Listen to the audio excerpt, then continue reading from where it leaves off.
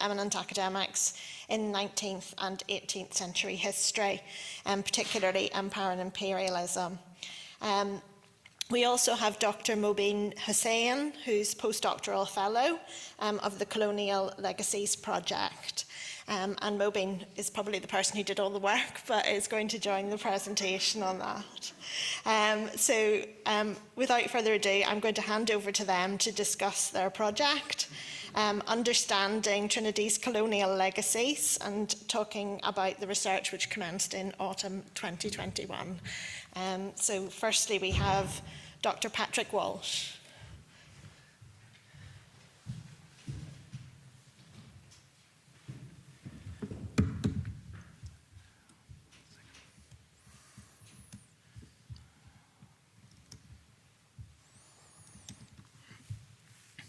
Thank you. I'd just like to say that we're delighted to be here today at this fascinating conference. And I think we've all, as a team, I know I've learned a huge amount from the conversations that have been going on. And we want to talk about an ongoing project. And this is one of our, I think, our first three-headed presentation that we've done. It's one of our early presentations. So in a sense, it's still very much a work in progress. So all feedback, ideas, extremely welcome. And we're going to each address, I think, different aspects of the ongoing project. I'm going to speak first. I'm then going to hand over to Kieran, who will in turn hand over to Mobeen. It should be seamless, we'll see. We also want to acknowledge that what we're talking about draws not just on our own collaborative work, of which, yes, Mobeen has been doing an awful lot of, but also the work of our wider project team. We currently have 2 interns, we have a postgraduate fellow, and we have a wider advisory board advising us. So it's a sort of reasonably large project, at least by history terms. And just to explain where the project came from, the Trinity Colonial Legacies Project arose from a series of conversations in Trinity College Dublin and within wider Irish society as part of the local responses to Black Lives Matter movement in 2020. And just to give it the sort of wider global context there, we get a sense of that from Cape Town. But more specifically, the initial impetus behind our project was the rediscovery, and it really wasn't a rediscovery, it was just a re-highlighting, of Bishop George Berkeley's links to Atlantic slavery, and specifically his ownership of at least 4 enslaved Africans, Philip, Paul, Agnes and Peter Berkeley in Rhode Island, who later became the property of Yale University and a critical early sort of endowment of that university.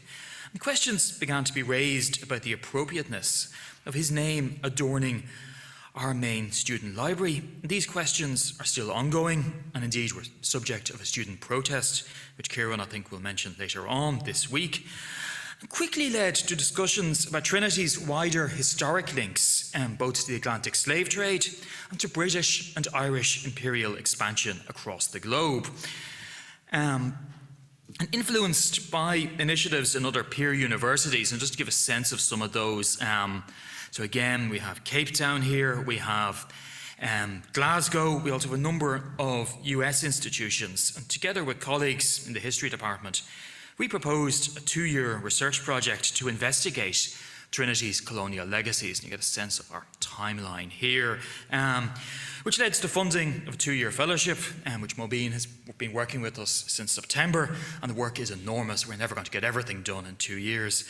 But the project does not have a strict set of terms of reference and is very much envisaged as a research project, but also as a public history and engagement project. We can supply the evidence, but we're not in a position to make specific recommendations for change, though we do intend, where possible, to influence future decision-making within the university. And we're very much trying to take it as a sort of activist, provoking project as much as we can do that. That's, I think, the essential background, but a few elements should become clear. The project, while interested in the legacies of transatlantic slavery, is concerned with the university's colonial legacies in toto.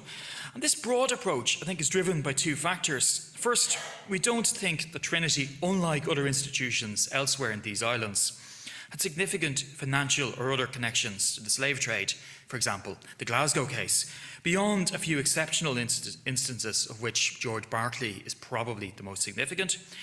And secondly, we believe that to fully understand Trinity's links with empire, we need to position it within a broader imperial and indeed global framework.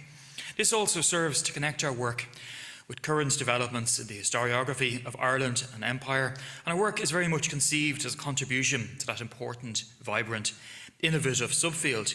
It also speaks to the broader international, historiographical and practitioner-led trends which we've been hearing about, both within history and the self-reflection of universities and other institutions at home and abroad, and within the sort of rediscovery of hidden histories of other public institutions, museums and heritage bodies that we've been hearing about over the last 2 days. And this positioning of Trinity within a broader imperial framework, we argue, goes back to the university's foundation in 1592 as a civilising instrument of English/British colonial policy in Ireland, granted a royal charter by Elizabeth I to whose memory, and indeed James I and Charles I, prayers are still daily offered by college fellows and scholars in the college dining hall. Trinity was from the very beginning conceived of as part of the Tudor or Stuart policies of Reformation and plantation in Ireland. This was confirmed by its enormous endowment of confiscated Gaelic Irish land, with estates in Munster and Ulster, maybe 190,000 acres, maybe 1% of Irish territory, as well as its foundational role as a seminary for the Reformation Anglican Church in Ireland. And we argue that Trinity is best understood in this colonial role as a frontier university in Irish society and can be seen as analogous to the early colleges and universities in contemporary colonial America, as much, if not more, than to the ancient universities to which I think self-serving, in many ways quite self-serving parallels have often and are still drawn. And there are links in terms of policy, practice and personnel between Trinity and these New World institutions, which continue to be celebrated into the 20th century. Important colonial figures like John Winthrop Jr., later Governor of Connecticut, or Samuel Mather, later acting Provost at Harvard, were educated at Trinity, while George Berkeley's famous Bermuda project, his project to establish a university, St. Paul's in Bermuda, to educate Native Americans, kidnapping them where necessary so they could propagate the word of God, meanwhile was very much a Trinity project, with the proposed founding fellows all Trinity men.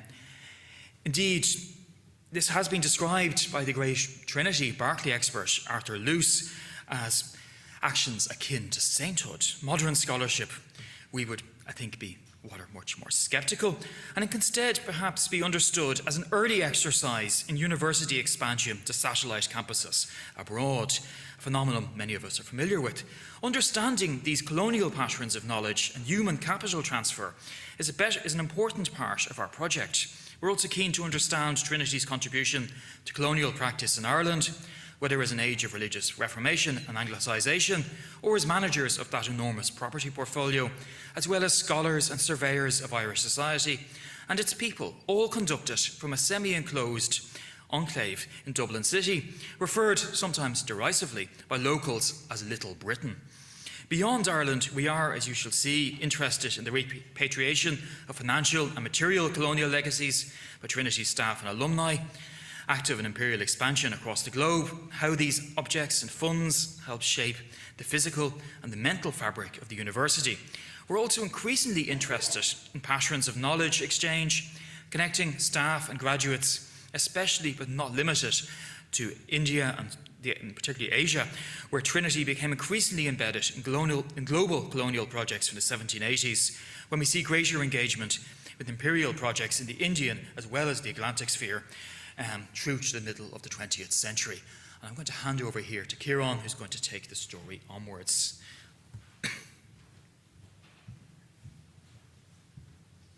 Thanks, Patrick. Now that Patrick's done all the hard history, I'm going to just do the easy public history bit at the centre. So I'm going to try to use my 5 minutes to hone in on one particular legacy at Trinity. There are lots of legacies. This is just one of them. As Patrick has just noted, it was conversations around Bishop Berkeley that first prompted the internal dialogue that led to the creation of the project. Here he is. We spend a lot of time thinking about him these days. Why is he such an issue? The key issue is that Trinity continues to visibly honour Berkeley, and this connects to Dominic's paper very much. Why do we do that? It's because he's easily Ireland's most famous philosopher, sorry to all the other philosophers, but also, and this is the crucial bit for us, he was the enslaver of, we think, 4 people. Their original names are lost to us through his baptism, presumably coerced baptism of them, so we just have their Christian names that he handed to them. His slave ownership dates to his time on his Rhode Island estate from about 1728. On leaving Rhode Island, he donated his plantation, including his enslaved workers, to Yale, and he donated his extensive American library to Harvard College. At Yale, Berkeley's slavery-derived devotion became the college's first significant endowment and was used to fund prizes into the 20th century. And indeed, there's still a residential college there, Berkeley College. And of course, the connections are beyond even Yale and Harvard to UC Berkeley as well. There are 2 serious charges against Berkeley in relation to colonialism, broadly defined. One is the fundamental fact of his ownership of people. That's not something that's disputed by his modern biographers, so we needn't linger on it. The second is much more complex, but worth exploring even in this very limited time window. Berkeley baptized his own slaves, but did not subsequently free them. This reveals an aspect of his thinking that he was happy to put into print and to preach. Such an action speaks to his role as an influential theorist of slavery and racial discrimination. His intellectual output advocated for slavery, and then was arguably at least as significant as the fact of his slave ownership. So what do we do about it? What's our institutional exposure to Berkeley's legacy, and how, if we were so minded, would we work to decouple his legacy from our shared spaces, and should we do that?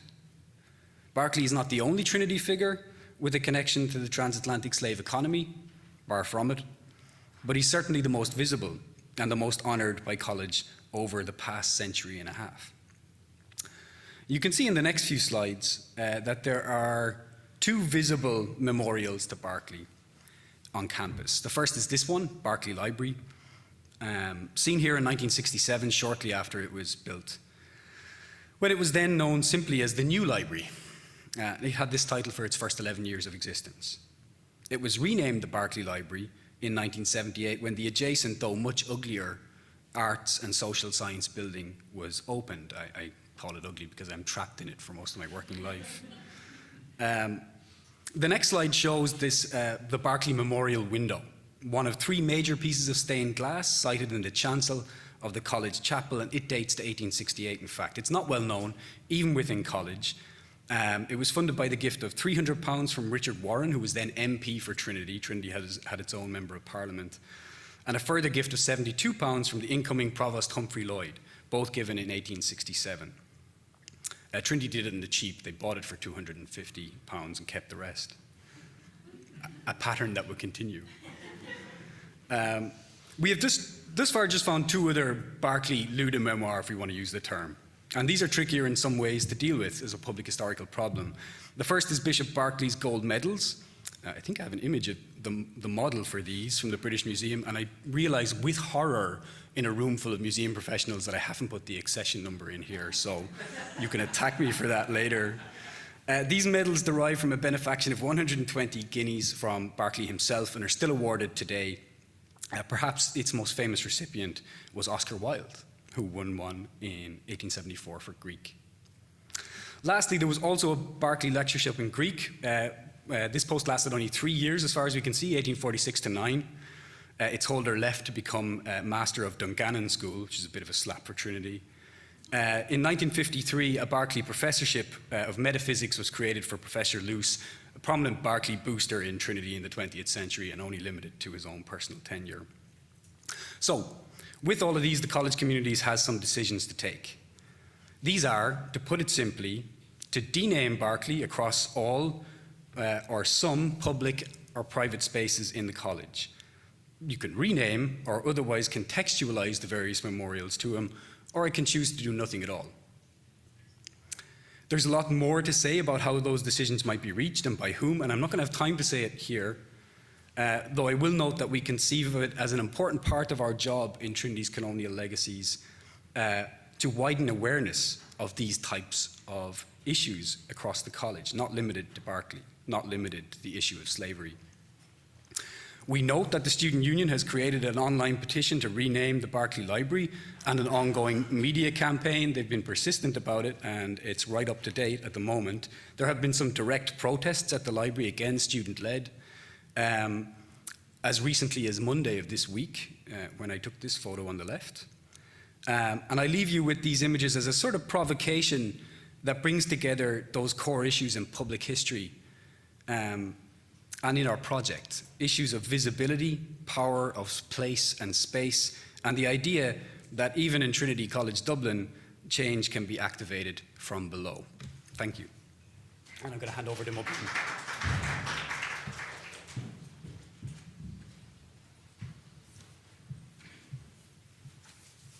So I'm going to move now to say something about the collections that we're interested in interrogating as part of this project.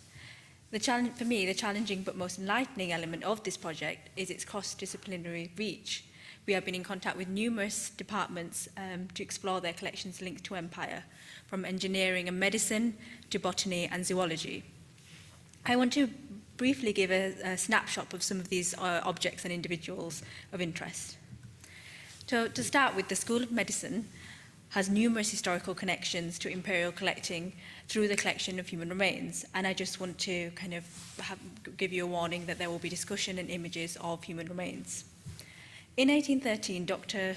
James McCartney was appointed Professor of Anatomy and Surgery in the School of Physics and was instrumental in establishing the medical school. And I start with him because it gives you a sense of where the collection of human remains, anthropometric surveying and links to eugenic ideologies stemmed from. His private collection of what are termed disease structure preparations from the principal museum in the Anatomy House. The Anatomy House now holds many human remains connected to the anthropometric surveys undertaken across Ireland in the last decade of the 19th century. The anthropometric laboratory at Trinity was set up by Edinburgh-educated Daniel Cunningham and Alfred Haddon, educated at Cambridge. And the reason I mentioned where they were educated is because of these broader links in terms of eugenic thinking. And arguably the most famous eugenicist, Francis Galton, provided encouragement and assistance to their endeavour, including some of his own equipment.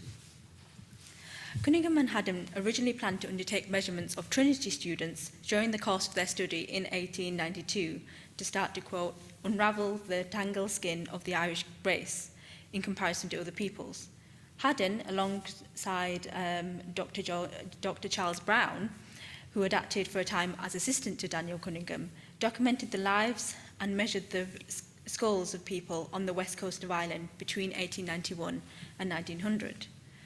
Brown is particularly notorious. He is known to have collected skulls from the graves of dead islanders and placed them in the laboratory at Trinity. From these surveys, various reports were published in the Proceedings of the Royal Irish Academy, in which Cunningham also wrote about the skeleton and the skull of the so-called Irish giant Cornelius McGrath, that some of you may be aware of. The influence of this work on anthropometric efforts elsewhere in the British Empire, including practices of phrenology and chronology, suggests how scientific racism developed from the late 19th century. The Anatomy Museum, for instance, still holds skulls of so-called Bushmen from Australia, a Mohammedan skull, a Brahmin skull, skull of Burmese males, and skulls of, quote, Negro males, amongst others. Some of these remains were acquired before the anthropometric surveys across Irish sites, but were later subsumed into this collection. Trinity is also a depositor of human remains. Captain H.L. Norton Trail, commissioner and later resident in charge of the Nasawara province in present-day Nigeria between 1904 and 1903, for instance, donated what is described as a valuable collection of 14 skulls from northern Nigeria to the laboratory. He also so-called donated artefacts to the National Museum of Ireland. In this way, Trinity's role as a facilitator of anthropometric experimentation fed into constructing racist ideologies of empire and the popularity of race science and eugenics. Similarly, the collecting practices of naturalists also gives us an insight into how Trinity men were able to take advantage of the privilege of imperial mobility to participate in the colonial extraction of the natural world. Take botanist Thomas Coulter. Coulter was a Trinity graduate and a curator of Trinity's herbarium, and he also later donated lots of his collection to the college. Described as a minor botanist by E. Charles Nelson, in 1824, Coulter was recruited by the English mining company Real de Monte, which had acquired leases on silver mines in Mexico, and he was hired to accompany them as a doctor. He's described as being indispensable to the company in his twofold capacity as physician and engineer. This role afforded Coulter ample opportunity to continue collecting, and he's very excited about this. Some of the letters that he writes about this trip and being recruited. It was a real ego booster. And he became most famous for collecting the Rominia Coulteri plant, which botanist William Henry Harvey identified and named after him. It first flowered around 1870 in the Botanic Gardens of the Royal Dublin Society, which is now the National Botanic Gardens in Glasnevin. William Henry Harvey also was an avid collector. He was appointed keeper of the Trinity's herbarium in 1844 and presented weapons from the Fiji and the Friendly Islands, some of which were noted as, quote, obtained through the influence of the missionaries, to the museum in 1858. He travelled extensively in the Cape, Tasmania, New Zealand and Australia, and added numerous specimens of aquatic animals to Trinity's collections. And he was able to travel so extensively because of his family connections. His brother was colonial treasurer, accountant general, and register of deeds in the Cape Colony. And these connections, these kinds of connections between institutional family networks, collecting for empirical research, the opportunity and mobility offered by colonial institutions, and the impact of this research on informing colonial policy and administration are numerous and far-reaching. Take the Ball family, which I do actually have a photo of the Ball family, but naturalist Robert Ball was appointed director of the University Museum in 1884 and added extensively to its natural history collections, both from his own collections but also by soliciting valuable donations from the Indian archipelago and Western Africa. His son Valentine Ball was educated at Trinity and joined the Geological Survey of India in 1864 until 1881, working under another Trinity graduate, Thomas Oldham. He authored geological tracts about his visits to Afghanistan, Balochistan, and the Himalayas. Significantly, his explorations into the so-called less charted central regions of India informed the construction of a railway between Calcutta and Bombay.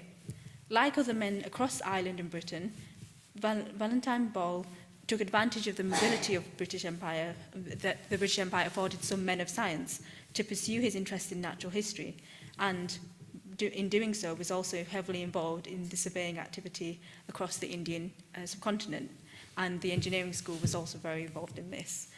I'm going to leave it there, but these are the kind of snapshots that I hope will give you an insight into some of the work we are doing across different departments and how the researching across departments and departmental collection is crucial for tracing processes of collecting, surveying and circuits of imperial knowledge production.